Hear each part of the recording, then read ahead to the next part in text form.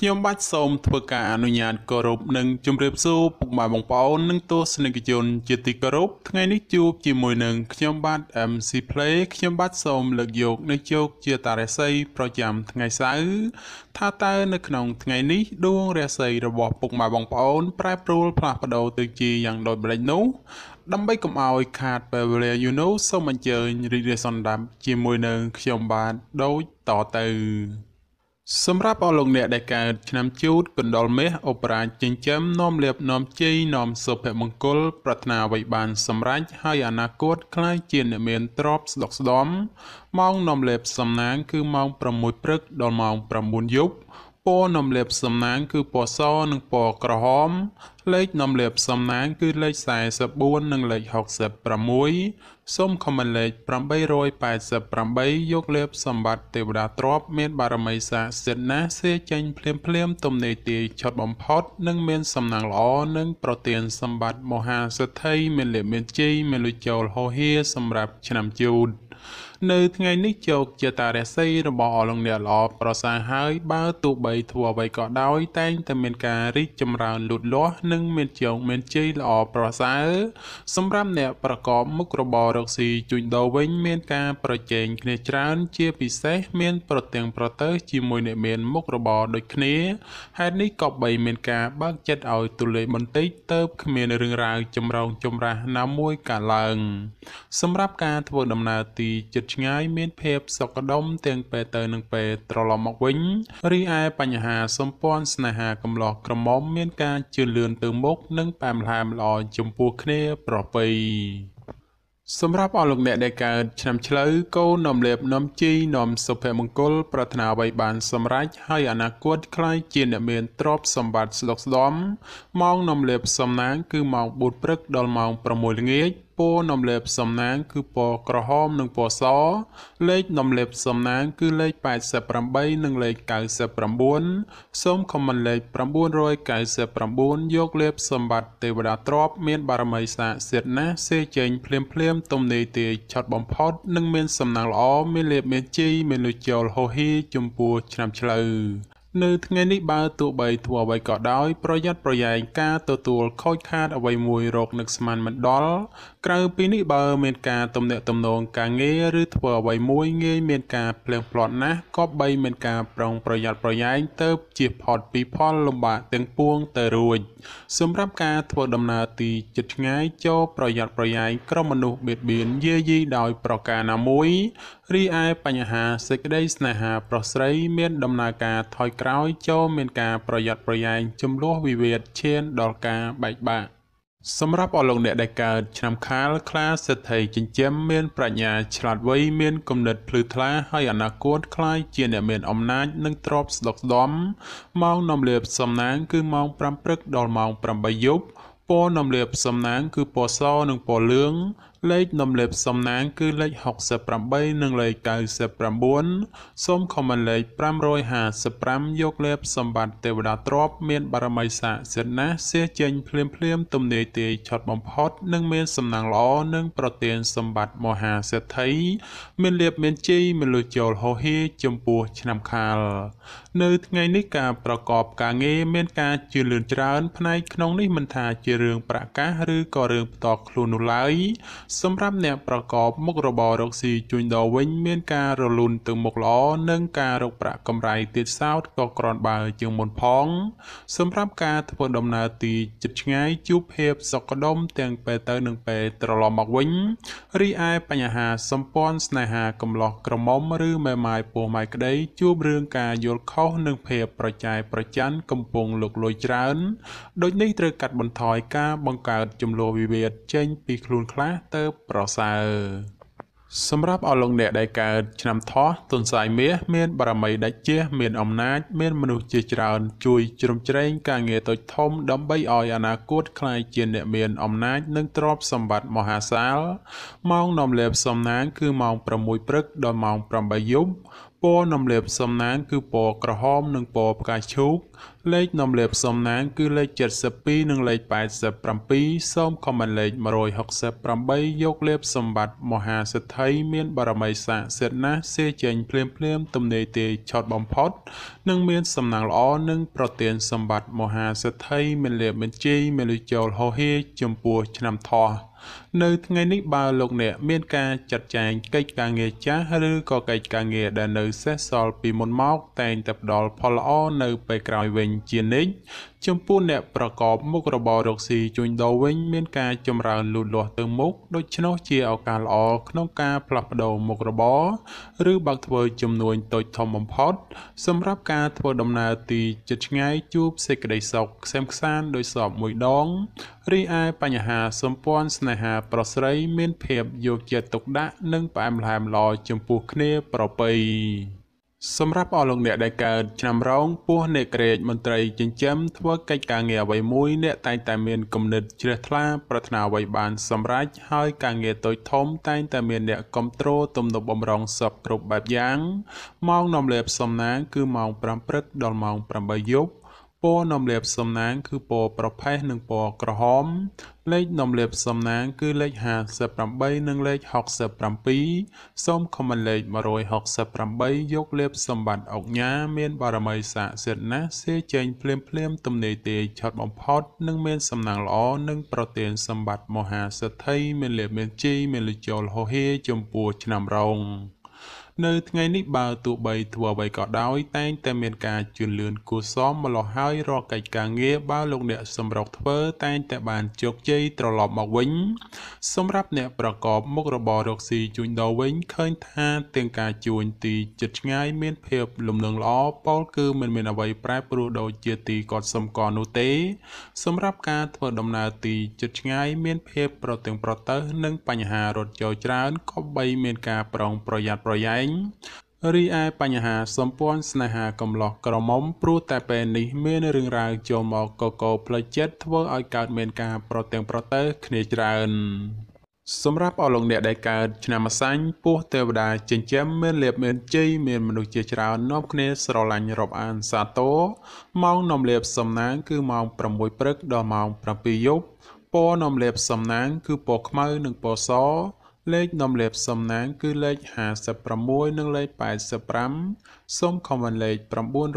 999យកលេបសម្បត្តិមហាទ្រព្យលុយរយលានមានបារមីស័ក្តិសិទ្ធិណាស់សេចេញភ្លាមទំនេរទេឆត់បំផុតនិងមានសំណាងល្អនិងប្រទានសម្បត្តិមហាសិទ្ធិមានលេបមានជ័យមានលុយចូលហោហេចំពោះឆ្នាំម្សាញ់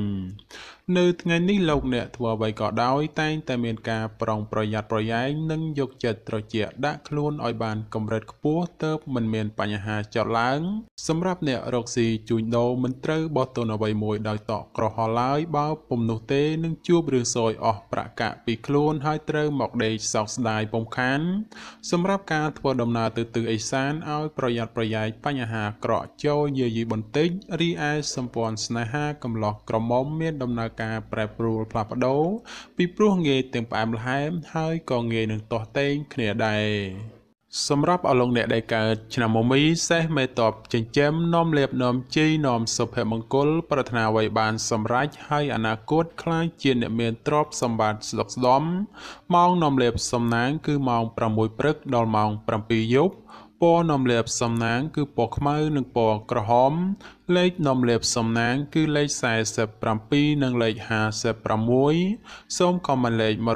168យកលៀបសម្បត្តិទេវតាទ្រព្យមានបារមីស័ក្តិសិទ្ធិណាស់សេចេញភ្លាមទំនេរទេឆត់បំផុតនិងមានសំណាងល្អនិងប្រទានសម្បត្តិមហាសិទ្ធិមានលៀបមានជ័យមានលុយចូលហោហៀចំពោះឆ្នាំមមីនៅថ្ងៃនេះដំណើរជីវិតរបស់អស់លោកអ្នកល្អប្រសើរប៉ុន្តែយ៉ាងណាសម្រាប់ស្ត្រីនៅមានគ្រោះយាយីនៅឡើយដូចនេះទោះធ្វើអ្វីតែងតែមានការមិនភ្លឺថ្លាដោយកប់បំណងប៉ុន្មាននោះទេសម្រាប់អ្នកប្រកបមុខរបររកស៊ីជួញដូរក្នុងថ្ងៃនេះដែរបើចង់បោះទុនតូចធំមិនមានអ្វីទាស់ខុសទេព្រោះថាផលជាផ្លែផ្កាដែលទទួលបានមកវិញក៏សំដូចប្រកបមួយចំនួនផងសម្រាប់ការធ្វើដំណើរទីជិតឆ្ងាយជួបសេចក្តីសុខ ខ្សែមខ្សានដោយសពមួយដងរីឯសម្ព័ន្ធស្នេហាកំឡោះក្រមុំ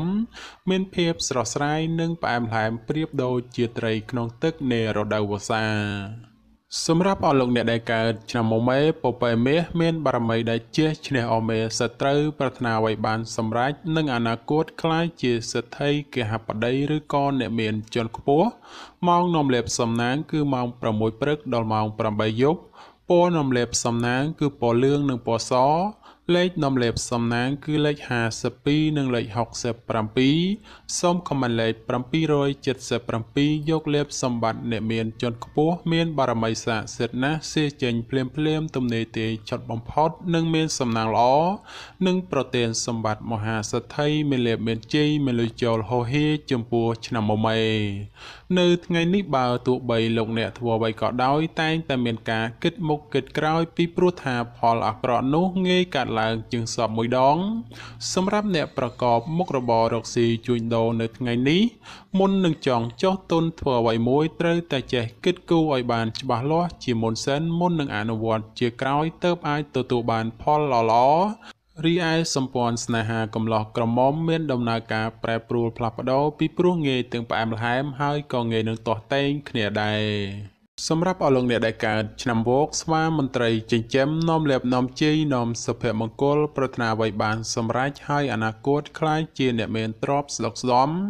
ម៉ោងនាំលេបសំណាងគឺម៉ោង5ព្រឹកដល់ម៉ោង8យប់ពណ៌នាំលេបសំណាងគឺពណ៌ខ្មៅនិងពណ៌សលេខនាំលេបសំណាងគឺលេខ26និងលេខ96សូមខមមិនលេខ168យកលេបមហាសំពៅលួងមានបារមីស័ក្តិសិទ្ធិណាស់សេចេញភ្លាមទំនេរទេឆត់បំផុតនិងមានសំណាងល្អនិងប្រទានសម្បត្តិមហាសទ្ធិ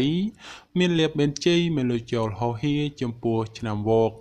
នៅថ្ងៃនេះបើទោះបីប្រកបកិច្ចការងារអ្វីលោកអ្នកងាយមានការប៉ះទង្គិចជាមួយមនុស្សនៅក្បែរខ្លួនណាស់ក៏បីមានការប្រុងប្រយ័ត្នប្រយែងបន្តិចទៅពុំមានបញ្ហាចម្រូងចម្រាសណាមួយកើតឡើង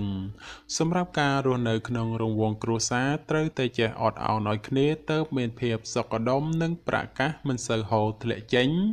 សម្រាប់អ្នកប្រកបមុខរបររកស៊ីជួញដូរក្នុងថ្ងៃនេះការរកផលចំណូលជួបការលំបាកហើយតតែស្វែងរកបន្តិចទៅប្រកាសហូរចូលក្រន់ចិញ្ចឹមគ្រួសាររីឯសម្ព័ន្ធស្នេហាកំឡោះក្រមុំមានការជឿនលឿនទៅមុខនិងមានភាពផ្អែមល្ហែមល្អចំពោះគ្នាប្រពៃសម្រាប់អស់លោកអ្នកដែលកើតឆ្នាំរកាមន់មាសប្រាក់នាំលេបនាំសំណាងឧបរាជចិញ្ចឹមមានសំណាងល្អឈ្នះអមេសត្រូវប្រាថ្នាអ្វីបានសម្រេចនិងអនាគតក្លាយជាសេដ្ឋីគហបតីឬក៏អ្នកមានជាន់ខ្ពស់ម៉ោងនាំលេបសំណាងគឺម៉ោង5ព្រឹកដល់ម៉ោង7យប់ពណ៌នាំលេបសំណាងគឺពណ៌លឿងនិងពណ៌សលេខនាំលេបសំណាងគឺលេខ85និងលេខ92សូមខមមិនលេខ168យកលេបសម្បត្តិអ្នកមានជាន់ខ្ពស់មានបារមីស័ក្តិសិទ្ធិណាស់សេចេញភ្លាមទំនេរទេឆត់បំផុតនិងមានសំណាងល្អនិងប្រទានសម្បត្តិមហាសទ្ធិមានលេបមានជ័យមានលុយចូលហោហៀចំពោះឆ្នាំរកានៅថ្ងៃនេះផ្ដល់ផលល្អសម្រាប់ការសម្រេចចិត្តការងារឬក៏បណ្ដាក់ទុនរកស៊ីក្នុងរឿងអ្វីមួយពីព្រោះថាផលជាផ្លែផ្កាឆ្លើយតបមកវិញគ្រាន់ជាទីពេញចិត្តជានិច្ចបើជាអ្នកប្រកបមុខរបររកស៊ីជួញដូរមានការលក់ចែងទិញចូលគ្រាន់រស់រវើកគួសមហើយបើចង់ចរចារឿងអ្វីមួយតែងតែផ្ដល់ផលសម្រេចជានិច្ចរីឯគូស្នេហ៍កំឡោះក្រមុំមានការរីកចម្រើនលូតលាស់ទៅមុខនិងបើមានការចង់ផ្សំផ្គុំគ្រួសារផងជាឱកាសល្អប្រពៃបំផុតសម្រាប់អស់លោកអ្នកដែលកើតឆ្នាំចោសំណក់នាំលេបនាំសំណាងឧបរាជចិញ្ចឹមមានសំណាងល្អឈ្នះអស់មេសត្រូវប្រាថ្នាអ្វីបានសម្រេចនិងអនាគតក្លាយជាអ្នកមានទ្រព្យសម្បត្តិស្ដុកស្ដម្ភម៉ោងនាំលេបសំណាងគឺម៉ោង6ព្រឹកដល់ម៉ោង7យប់ពណ៌នាំលេបសំណាងគឺពណ៌ក្រហមនិងពណ៌ទឹកក្រូចលេខនាំលេបសំណាងគឺលេខ04និងលេខ87សូមខមមិនលេខ999យកលេបសម្បត្តិអ្នកមានជាន់ខ្ពស់មានបារមីស័ក្តិសិទ្ធិណាស់សេចេញភ្លាមទំនេរទេឆត់បំផុតនិងមានសំណាងល្អនិងប្រទានសម្បត្តិមហាសទ្ធិមានលេបមានជ័យមានលុយចូលហោហៀចំពោះឆ្នាំចោនៅថ្ងៃនេះលោកអ្នកធ្វើអ្វីក៏ដោយតែងតែទទួលនៅភាពកក់ក្ដៅខ្លះត្រជាក់ខ្លះ ហើយការបំពេញកិច្ចការងារអ្វីមិនសូវជារលូនល្អប៉ុន្មានទេព្រោះមានបញ្ហារកម្មចិត្តខ្លះយាយីសម្រាប់អ្នកប្រកបមុខរបររកស៊ីជួញដូរក្នុងថ្ងៃនេះវិញបើលោកអ្នកចង់បោះទុនតូចធំឬក៏ចង់រកស៊ីចូលហ៊ុនជាមួយអ្នកដទៃត្រូវតែចេះត្រួតពិនិត្យឲ្យបានគ្រប់ជ្រុងជ្រោយបើពុំនោះទេអាចជួបផលអាក្រក់ណាមួយនៅថ្ងៃខាងមុខជាពុំខានរីឯបញ្ហាសម្ព័ន្ធស្នេហាកំឡោះក្រមុំបើស្រឡាញ់គ្នាយូរហើយចង់ផ្សំផ្គុំគ្រួសារជាឱកាសល្អប្រពៃបំផុត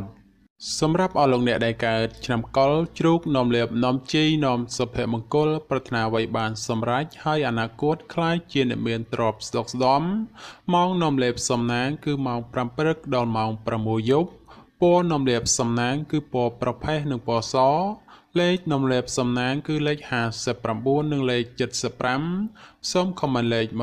168យកលេខសម្បត្តិទេវតាទ្រព្យមានបារមីស័ក្តិសិទ្ធិណាស់សេចេញភ្លាមទំនេរទេឆុតបំផុតនិងមានសំណាងល្អនិងប្រទានសម្បត្តិមហាសេដ្ឋី